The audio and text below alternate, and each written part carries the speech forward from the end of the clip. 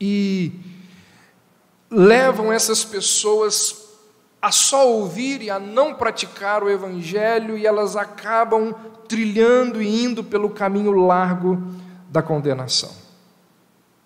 Gente que vive abertamente no pecado, gente que vive na incredulidade diante daquilo que ouve, e se a gente pudesse dizer que a incredulidade e a vida aberta no pecado tem arrastado milhares para o inferno, confessar e não praticar tem arrastado dezenas de milhares. Porque é muito grande o número de pessoas que falam, professam, mas não praticam. Quando a gente olha para as Escrituras, não existe esse versículo, mas o ensino das Escrituras nos leva à conclusão de que uma fé digna de ser crida é uma fé digna de ser vivida. Não só proclamada e defendida, mas também vivida. Aquilo que nós fazemos com a nossa fé é fundamental, é muito importante. Se você não vive aquilo que você crê, é porque você não crê de verdade. Você não crê de verdade. Porque Tiago vai dizer que fé garante ação. Tiago diz que a verdadeira fé, ela produz obras. Fé sem obras não existe, é morta, é inexistente. A doutrina de um homem é aquilo que ele é quando ele para de falar e ele começa a agir.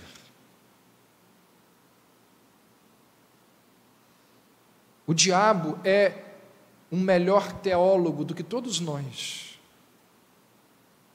talvez do que qualquer homem, mas isso não o modifica, isso não faz dele um ser melhor.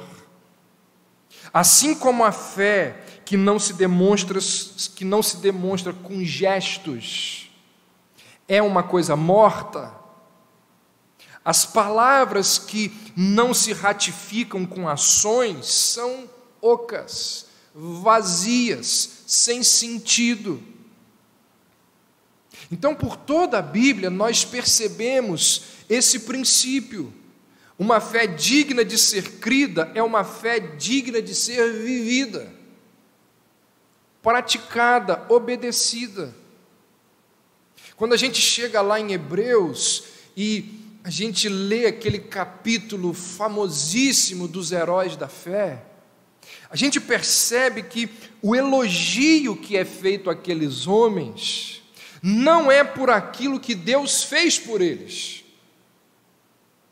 mas é aquilo que eles fizeram por Deus. Por exemplo, diz o autor aos Hebreus que aqueles homens, pela fé, ofereceram sacrifícios, obedeceram, dedicaram filhos, viveram como peregrinos, renunciaram riquezas e posições. Pela fé, aqueles homens conquistaram reinos, pela fé eles praticaram a justiça, pela fé muitos deles entregaram-se ao martírio. Então os heróis da fé, eles não se tornam heróis porque eles foram muito abençoados, mas porque através de suas vidas, através da prática, eles abençoaram muitas pessoas, abençoaram o reino de Deus. É disso que Jesus está falando aqui. Depois de listar, depois de mencionar, de expor uma série de preceitos, como disse, no maior sermão que já existiu, depois de tratar dos assuntos mais variados, de ensinar um monte de coisas, Jesus diz assim: olha, quem ouve e não pratica é tolo. Quem ouve e não pratica, um dia há de sofrer. E aí, para poder deixar essa verdade em evidência, Jesus conta, como sempre, uma história. Ele conta uma parábola. E na sua história, Jesus apresenta dois construtores. O primeiro construtor, Jesus o descreve como um homem prudente, como uma pessoa cautelosa. Aquele homem, diz Jesus, ele compreende que o tempo bom, que o tempo sem nuvens, não é um tempo que vai durar para sempre. De forma previdente, prudente, ele sabe que a estação das chuvas chegará. Ele sabe que as chuvas vão trazer inundações. Ele sabe que ali no lugar onde ele mora, a chuva produz muitos desastres. Então, sabendo disso, e sendo uma pessoa cautelosa, ele cava mais e mais e mais até encontrar ali o fundo rochoso. Ele não cava pouco, ele vai a fundo até que ele seja capaz de encontrar a rocha. E é ali, quando ele encontra aquela rocha, que ele constrói, ele edifica, ele coloca o fundamento da sua casa. E o dia da prova chega. Começam as estações da chuva, dos montes começam a descer os ribeiros, que vão se unindo e vão formando ali torrentes, correntes fortes, velozes, furiosas, que vão descendo, a chuva vem e elas se unem, e diz o Senhor que elas se chocam com grande violência contra a casa daquele construtor. E aquelas águas impetuosas, turbulentas, não conseguem mover aquela casa. A casa está firme, ela resiste àquela força tremenda daquela torrente avassaladora. E Jesus diz que ela resiste por causa do seu alicerce. Todo aquele impacto que vem sobre a casa não lhe causa nenhum mal, porque o homem edificou a casa sobre a rocha. O segundo construtor também edifica a sua casa, mas ele não cava, ele não vai a fundo. Ele constrói a sua casa sob o cascalho solto ali. Ele entende que é desnecessário qualquer tipo de fundamento, qualquer aprofundamento. É alguém que imagina que os dias ensolarados, que os dias radiantes, eles nunca vão acabar. E diz a história contada por Jesus que a tempestade vem. E a sua casa não consegue se firmar diante dos ventos, da inundação, das correntes de toda aquela chuva. E aí Jesus explica então a parábola e salienta, aquele sentido figurado de que o primeiro construtor, do que o primeiro construtor faz. Jesus diz, olha, o que o primeiro construtor faz é representar, ou ele representa, digamos assim, o primeiro construtor representa todo aquele que vai ao Salvador, ouve as suas palavras e leva a sério aquilo que ouviu. Essa pessoa está edificando sobre um verdadeiro fundamento. Essa pessoa, quando as tempestades vierem, ela vai prevalecer. A casa edificada sobre a rocha nos mostra aquele cristianismo que permanece. A casa firmada sobre a rocha lembra o cristianismo que combina uma boa confissão com a prática. E quando se une uma boa confissão com a prática, ali nós temos um edifício que não ruirá, que jamais será tombado. O segundo construtor representa, na explicação da parábola do próprio Jesus,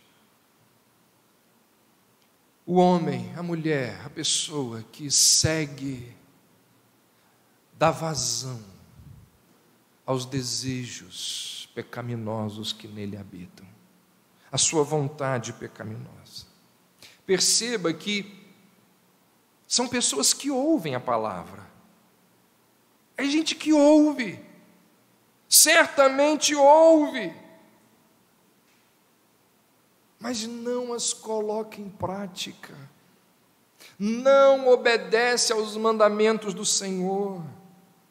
São pessoas que agradam a si mesmas, com esperanças de que não trazem sustentação.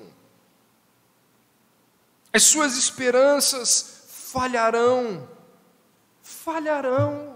Quando elas mais precisarem de consolo, de auxílio, de ajuda, aquilo sobre o qual ela construiu falhará. Então, Cristo, como sempre, ele é muito simples e muito direto. E a parábola, ela é muito simples, mas possui inúmeras aplicações. Quando eu estava estudando, eu vi tanta coisa, de tanta gente boa, que eu precisei selecionar aquilo que eu entendia ser o mais adequado para o tempo aqui. Não dá para falar de tudo, mas é impressionante como que os homens de Deus ao longo da história têm escrito sobre essa parábola. Algumas verdades que a gente pode extrair dessa história contada por Jesus, algo que está evidente, algo que não poderia ser deixado de falar, algo que você sabe na prática. É certo, Jesus está dizendo com essa história de que é certo que as tempestades, elas virão. É certo. Não se engane. Viver é sofrer. E essa história contada por Jesus me lembra uma história infantil que todos nós ouvimos e contamos aos nossos filhos. Quando éramos crianças, nós ouvimos e hoje nós contamos aos nossos filhos. Foi avisado aqueles 3 porquinhos que naquela região existia uma criatura perigosa, maligna, e que eles deveriam ser prudentes. Mas os 2 primeiros porquinhos, desejosos de brincar, preguiçosos, preguiça está presente aqui, agindo sem prudência, ignorando o mal que estava por vir, eles constroem a casa deles com materiais nada confiáveis, com materiais que não precisavam de uma base. Palha e madeira é possível construir sem uma base sólida. E diz aquela história que o lobo mau soprou e a casa derrubou. Não tenha dúvida quanto a isso. Não tenha dúvida, não se iluda. Todas as casas enfrentam tempestades. Todas as casas enfrentam adversidades. Todas as casas, todos os lares, o meu, o seu, os nossos, de todo mundo aqui, tem complicações, desventuras. Todas as casas, em algum momento, enfrentarão o luto. Todas as casas têm discussões sérias, graves, que deixam os seus membros a ponto de querer esganar o outro, a ponto de querer separações. Todas as casas têm essas situações, perigos, problemas. Neste mundo no qual nós vivemos, existem os mais variados e muitos lobos maus, muitas ameaças que querem derrubar a nossa casa. E uma hora, ele vai soprar. E quando ele soprar, quando o vento forte vier, será que a nossa casa ela vai permanecer firme, sabendo que a tempestade virá? Qual deve ser a nossa postura diante da vida? Você nunca parou para pensar nisso? Essa parábola é um convite a essa reflexão. A gente pensa num monte de coisas para o futuro, mas será que os alicerces que nos são prescritos pela palavra de Deus, será que nós estamos alicerçando as nossas casas, os nossos lares, as nossas vidas naquilo que as Escrituras nos orientam? Qual é, gente? Qual é o fundamento? Qual é o fundamento? Sobre qual fundamento nós estamos edificando as nossas famílias?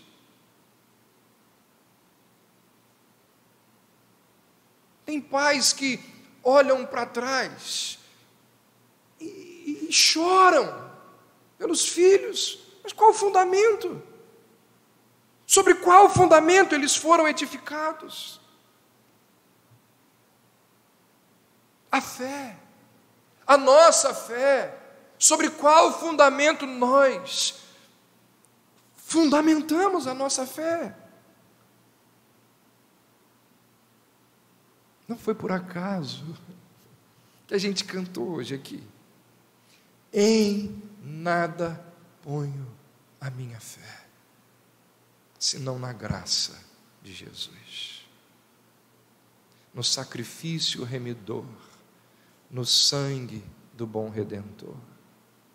Mas as pessoas colocam fé, a sua esperança, recursos, posição, influência, inteligência, capacidade de trabalhar. Essas coisas são importantes, mas elas não são o principal. Neste mundo existem muitos lobos maus. É certo que a tempestade virá. Então o que Jesus está nos dizendo aqui com essa parábola é que é prudente da nossa parte edificar as nossas casas sobre um fundamento consistente, sólido. Não seja tolo, não seja insensato, não seja imprudente. Prepare-se, porque a tempestade, ela virá.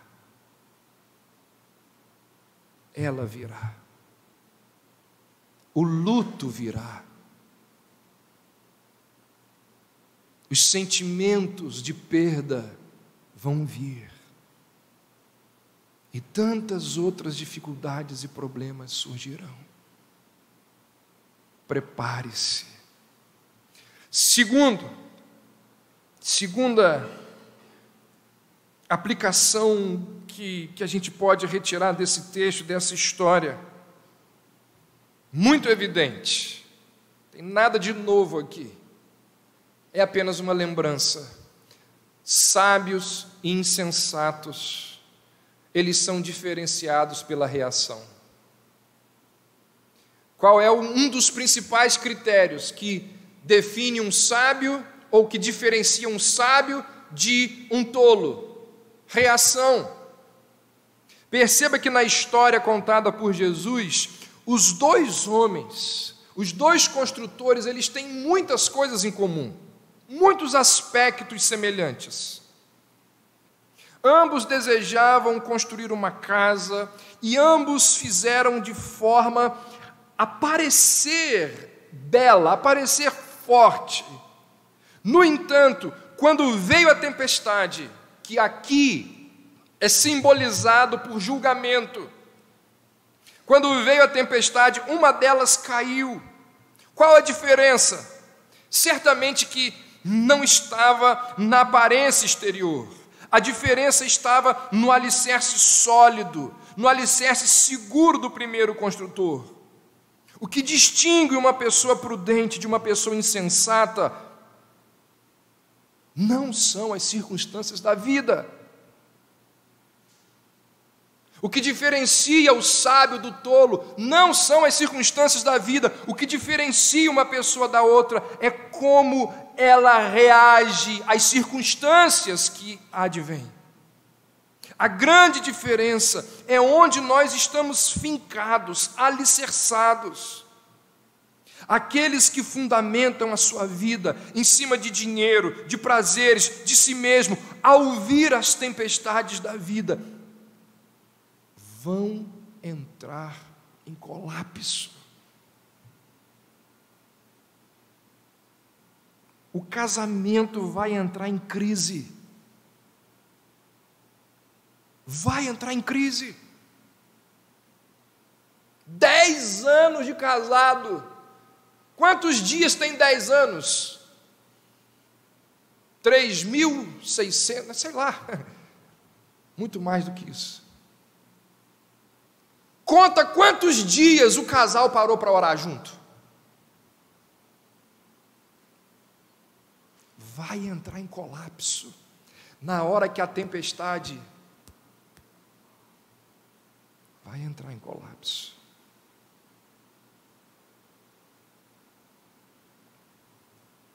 A família vai desagregar. A fé vai ser profundamente abalada. As respostas que você dará à vida, ou as respostas que você encontrará para continuar vivendo, não serão satisfatórias. Não vão te sustentar. Grande parte dos nossos problemas e das nossas vitórias dependem das nossas reações. A essência de uma coisa, de uma situação, de uma circunstância, não é a coisa em si mesma, mas a maneira como nós reagimos a ela. Lembra lá, José perdeu a família, perdeu o pai, perdeu a mãe, perdeu os irmãos, perdeu a terra onde morava, foi alvo de calúnias, de rejeição, de abandono, de ofensa, esquecido, tinha tudo para dar errado, e mesmo assim, continuou vivendo sem desejos de vingança.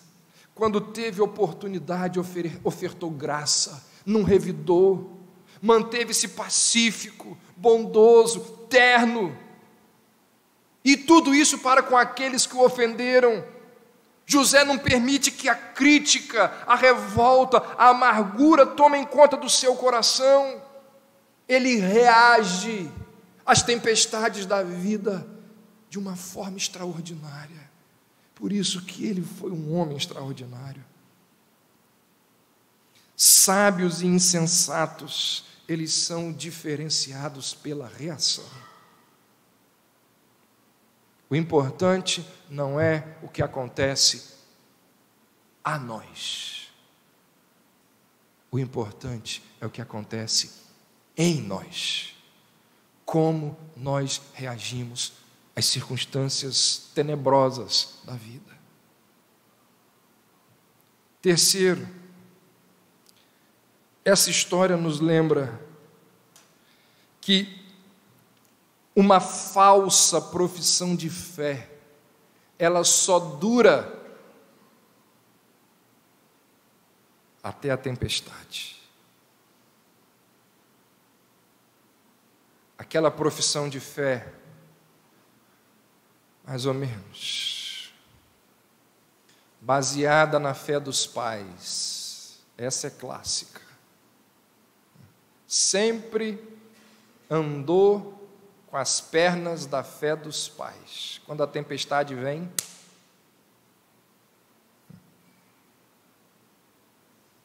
como diz Sproul,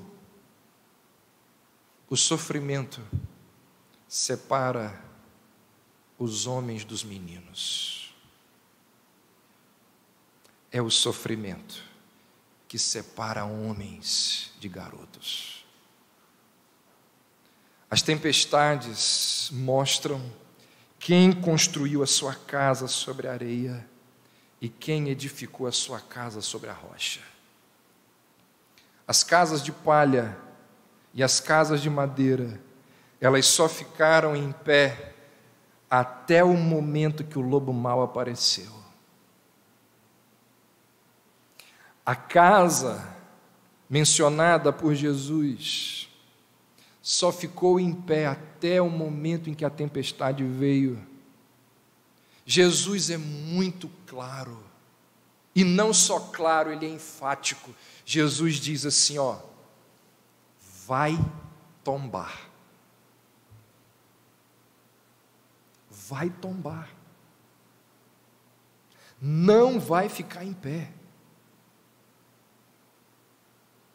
Não é praga, não é maldição, é o que Jesus está dizendo, não vai resistir. Você que edifica a sua vida sobre valores humanos, mundanos, contrários aos princípios da palavra de Deus, não sou eu, é Cristo, está dizendo, vai ruir, vai tombar. Uma vez, Jesus descreveu uma pessoa, ou citou uma pessoa que recebeu a semente da palavra de Deus num coração. E Jesus diz naquela parábola que aquela semente caiu num lugar onde não tinha profundidade. Exatamente o contrário desse construtor que, como diz a história aqui, cavou, tinha profundidade. Jesus diz na parábola dos solos, uma das sementes caiu num solo sem profundidade. E quando vieram as provações, o compromisso daquela pessoa logo desapareceu. Jesus diz assim, o que foi semeado nos lugares pedregosos, este é o que ouve a palavra, e logo a recebe com alegria, mas não tem raiz em si mesmo, antes é de pouca duração, sobrevindo a angústia e a perseguição, por causa da palavra, logo se escandaliza. Me parece que muitos não estão tendo a prudência de construir as suas casas sobre um alicerce sólido. Os valores, os princípios que a pessoa possui e vai nutrindo ao longo de meses, anos, não são aqueles valores orientados pela palavra de Deus. Investem pouquíssimo na sua fé. Irmãos, nós precisamos investir dinheiro na nossa fé. Tempo na nossa fé. Como que a gente investe dinheiro na fé? Compra livro, irmão, compra livro. Mas não é para colocar lá de enfeite na prateleira, é para ler. Tem que investir na fé. Nós somos capazes de dar R$380 numa sandália e não compra um livro de R$50. Nós somos capazes de ficar 2 horas em redes sociais e não ficamos meia hora por dia lendo um livro. Não investe na fé, tempo, recurso. Nós precisamos investir. As pessoas investem pouquíssimo na fé, na sua relação com o sagrado. Não ora, não busca orar, não tem interesse em orar, não sabe o que significa orar.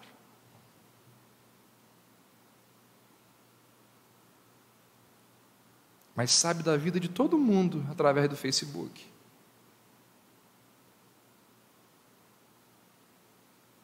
Lá no Instagram, né, eu vejo o perfil de todo mundo.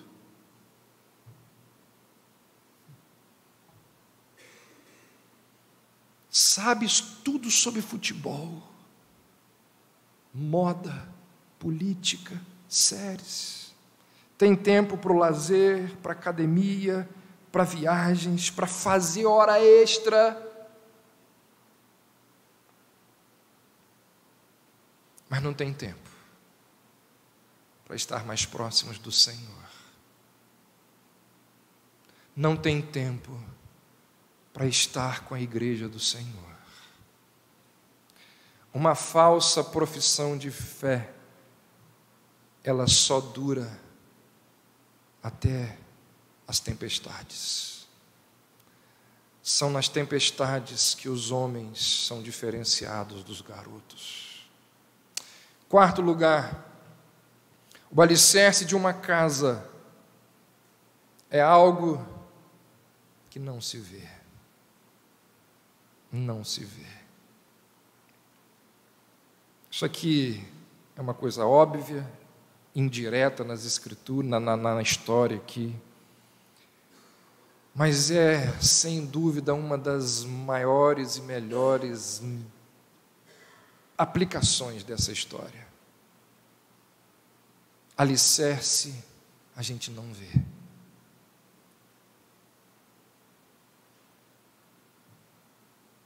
E olha, como que gasta-se dinheiro com alicerce? É muito investimento em algo que a gente não vê. Mas é isso que nos deixa de pé. São aquelas coisas que ninguém vê. Uma vez um filho chegou para o pai e disse assim: ó pai, o que é espiritualidade? Difícil responder isso para uma criança, né? Na verdade, é difícil responder até para a gente mesmo. O que é espiritualidade? E aquele pai, de forma muito sábia, virou-se para aquele filho e disse: filho, na vida nós temos 2 tipos de coisas. Aquilo que a gente pega e aquilo que a gente não pega. As coisas que a gente não pega são sempre mais importantes do que aquelas coisas que a gente pega. Amor, compaixão, perdão, afeto, fé, essas coisas a gente não pega. Espiritualidade é quando nós damos mais valor àquilo que a gente não pega do que aquilo que a gente pega. Isso é espiritualidade. De uma forma simples, clara, objetiva, ele explicou para uma criança algo que muitos de nós não sabemos, ou algo que muitos de nós deixamos de lado. Vida de comunhão com Deus, ninguém vê. E é bom que não se veja. Somos nós e Deus, no nosso quarto com a porta trancada. E são esses momentos que hão de nos sustentar quando a tempestade vier. É exatamente aquilo que não se vê que dá sustentação no momento da crise. Essas coisas são forjadas no dia a dia, longe dos holofotes, longe das luzes, naqueles momentos em que sou eu, Deus e as Escrituras. Mais ninguém. Não pode ter barulho de ninguém. Não pode ter ninguém atrapalhando. Sou eu, o texto e o Senhor. O Senhor, o texto e eu. Todo dia tem que ter isso. Todo dia tem que ter isso.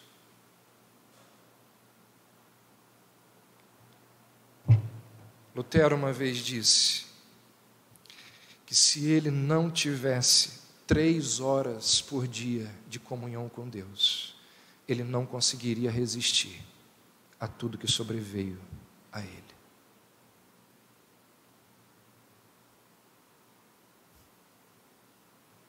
Três horas. Você não tem vergonha, não? Eu morro de vergonha. Alicerce é algo que não se vê, mas é aquilo que sustenta a nossa vida. Em quinto lugar, a obediência é a única evidência de que possuímos a fé salvadora. Jesus está mostrando isso também de forma muito clara. O simples confessar com os lábios é inútil se não for acompanhado de santidade na vida. Jesus diz, ele inicia a sua história dizendo: por que me chamais Senhor e não fazeis o que vos mando? Falamos sobre isso semana passada.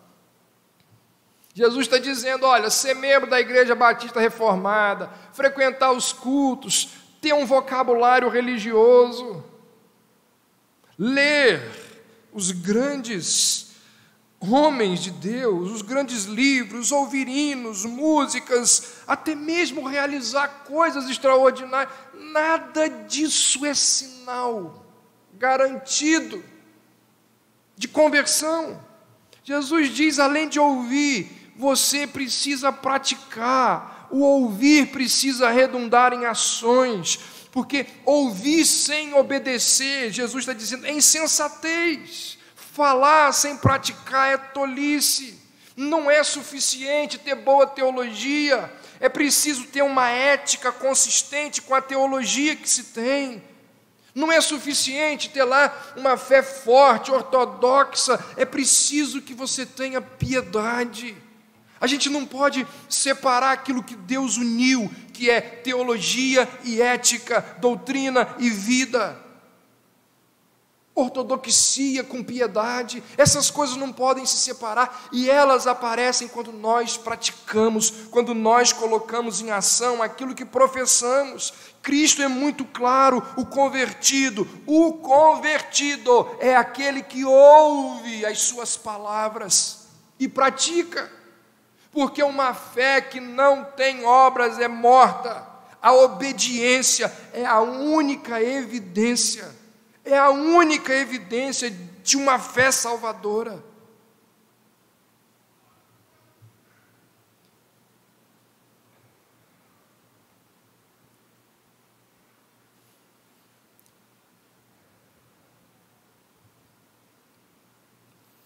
E por fim,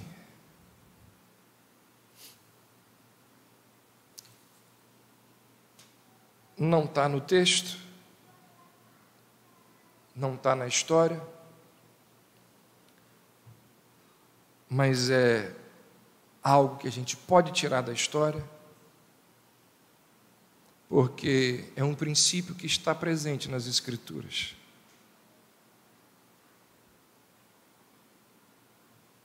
Alguém pode perguntar assim, ou pensar assim: pastor, a minha casa já desabou. Quantas casas aqui já desabaram? A minha já desabou. É que o senhor não sabe, eu não tenho coragem de falar com o senhor, mas meu casamento já acabou. Eu não falo para o senhor, vamos tocando. Meu casamento já acabou. Pode existir casamentos aqui de fachada. Ninguém sabe. Ninguém sabe. Só o casal.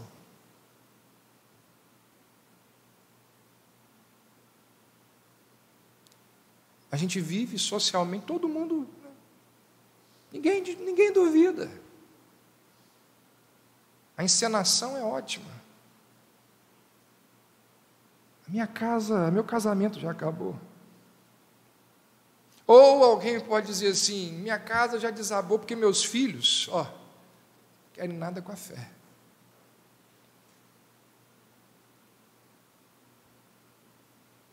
Isso é mais próximo, não é, da nossa realidade aqui. Pais cujos filhos não querem saber da fé. Desabou.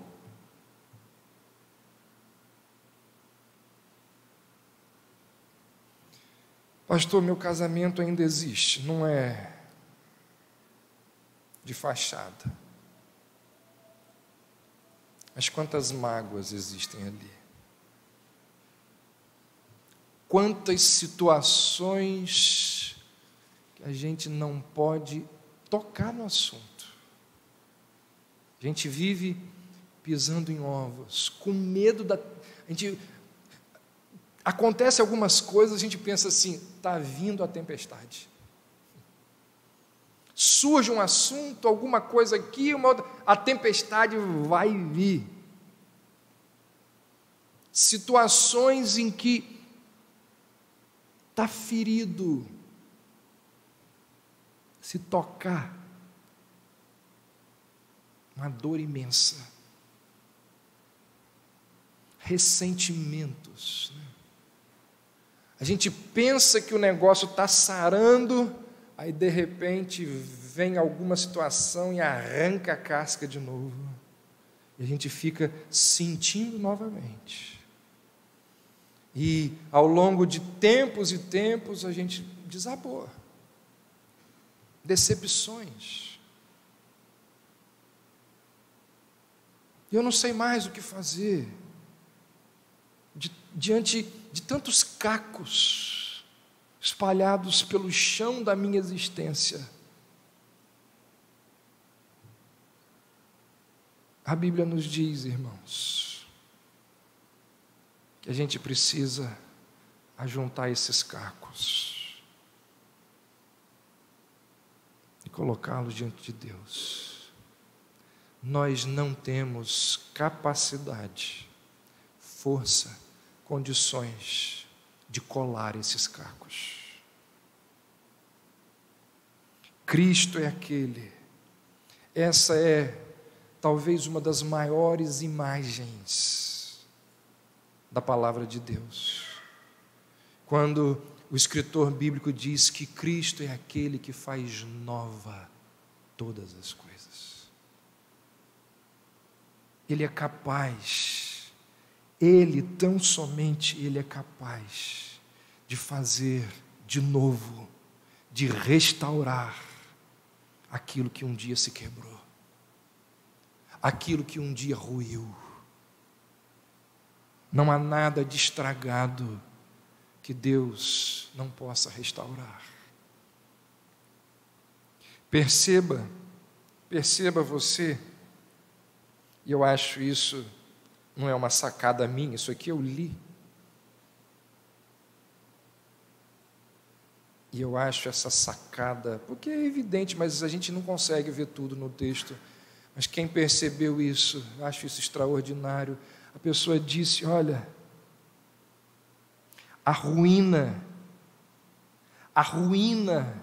que aguarda os que estão edificando sobre a areia, ela é descrita no final do sermão. Alguém pode pensar assim: então Jesus termina com uma mensagem de juízo, então Jesus termina com uma mensagem de ira. Certamente que é proposital, certamente que ele encerra com essa mensagem para impressionar os seus ouvintes. Certamente que Jesus Cristo, ao proferir essas palavras, ele as fez com a intenção de que não só os seus ouvintes ali, mas todos os milhões de pessoas que ao longo da história entrassem em contato com essa verdade, fossem impactados com o fato de que as últimas palavras do seu sermão mais importante fossem uma mensagem de advertência. Por quê?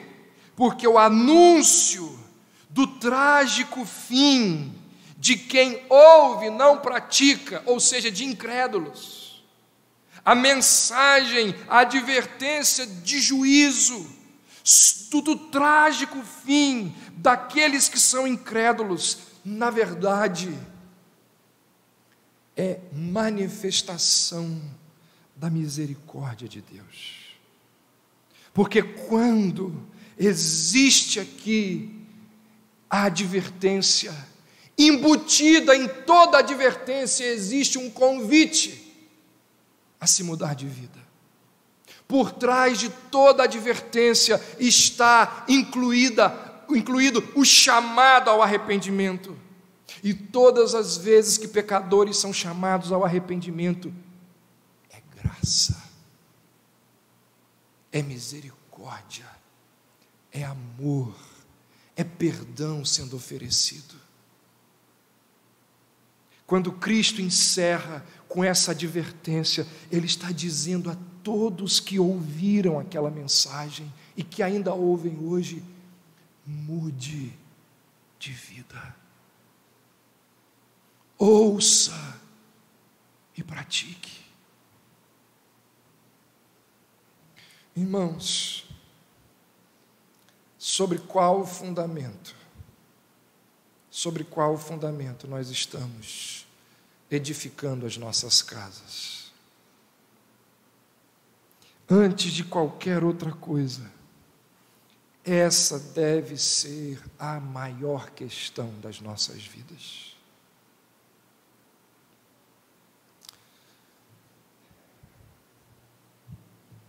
Uma vez,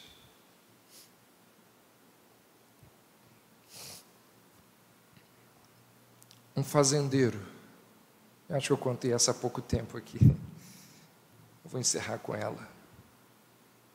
Estou lembrando dela aqui, encaixa de forma perfeita, está aí. História verídica. Uma vez um fazendeiro, desesperado à procura de ajuda, não encontrava ninguém para trabalhar para ele, porque o local onde ele trabalhava, onde eram as suas fazendas, ali no litoral do Pacífico, eram locais de muito vento, de muitas tempestades, e tempestades destruidoras, que vinham e arrasavam as plantações, e dava muito trabalho para quem trabalhava ali, e ninguém queria trabalhar mais com aquele fazendeiro, naquele local ali. Desesperado por ajuda, alguém que bateu ali, e ele começou a fazer aquela entrevista com aquela pessoa,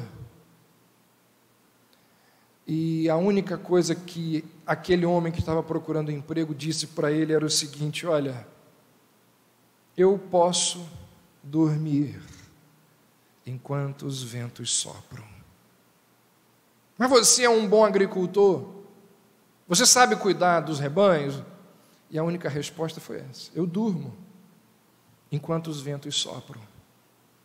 O fazendeiro não entendeu nada, mas desesperado por alguém, deu emprego àquele homem. E aquele homem, ao longo do tempo, trabalhou com afinco, trabalhou com garra. E o fazendeiro olhava para ele e via que ele realmente era uma boa aquisição que ele fez. Até que um dia, como nos lembrou o primeiro ponto da nossa aplicação, a tempestade veio. E veio com força. E naquela madrugada o fazendeiro levantou e correu ao alojamento daquele seu empregado e o sacudiu e disse: levanta, a tempestade está aí. E aquele empregado disse: eu te avisei, eu vou dormir, porque eu te avisei no primeiro dia que eu durmo enquanto os ventos sopram. O fazendeiro ficou zangadíssimo. Do homem ele cuidaria depois, e foi lá ver as coisas, foi ver a fazenda. E quando ele chegou lá, para sua surpresa, as galinhas estavam todas guardadas, as janelas todas muito bem trancadas, tudo estava muito bem amarrado, as vacas bem protegidas no celeiro, tudo amarrado. E quando ele se deparou com toda aquela situação, com todo aquele cenário, ele entendeu o que aquele empregado quis dizer com eu durmo enquanto os ventos sopram. E ele também foi para sua cama dormir, enquanto a tempestade caía. Essa história é uma das melhores que eu já ouvi. Será que a nossa fé, ela está amarradinha nas doutrinas corretas da palavra de Deus? Será que a nossa espiritualidade está realmente guardada em lugares que, quando o vento vier, não vai fazer dano, não vai criar problema? Será, gente, que a gente consegue dormir enquanto sopram os ventos? Eu não sei, eu confesso que eu não sei dar muitas respostas. Não sei.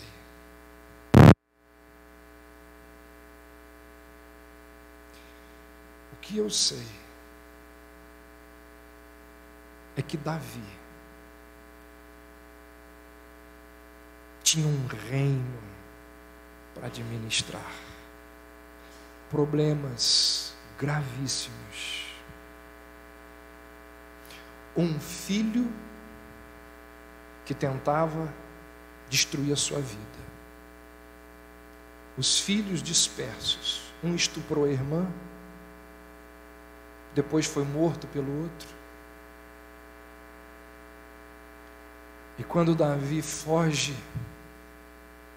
da tentativa do seu filho de matá-lo, e quando ele está lá no campo de batalha, sob a ameaça do exército inimigo, ele diz assim: eu me deito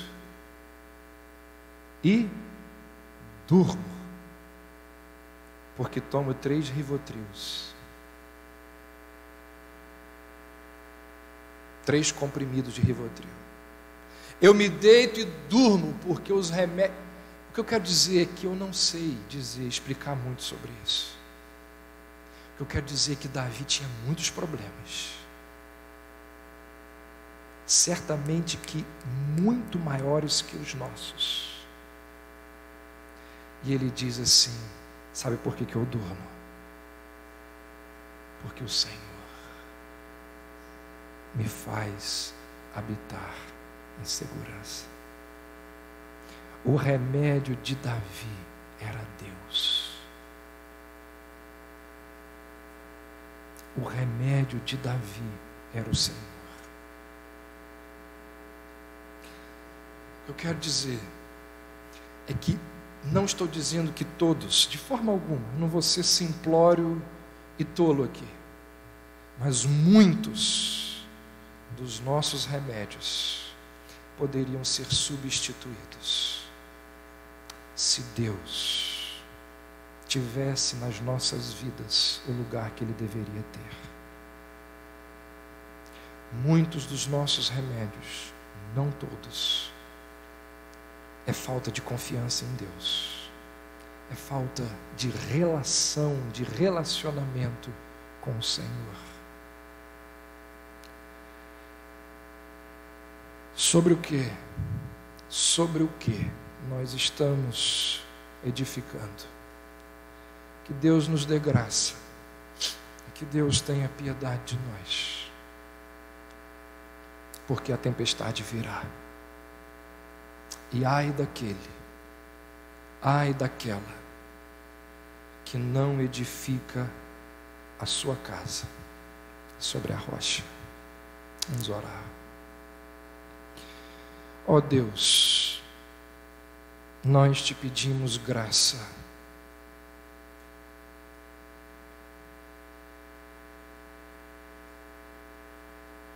Dá-nos graça, Senhor.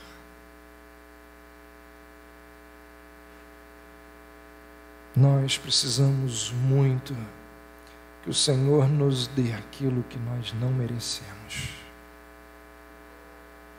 Nós precisamos muito do favor imerecido do Senhor.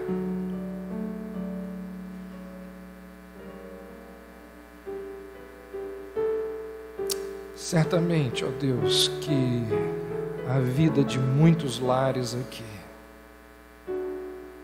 já sofreram e sofrem atualmente muitas inundações, sofrem com muitos temporais e muitas tempestades.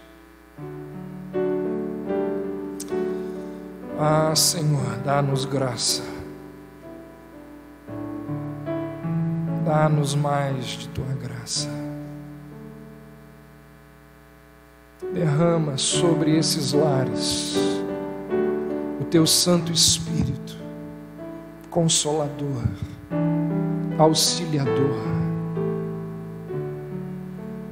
Faz nesses lares aquilo que remédio profissional, dinheiro, aquilo que nada nesse mundo tem condições de fazer, mas o Senhor tem.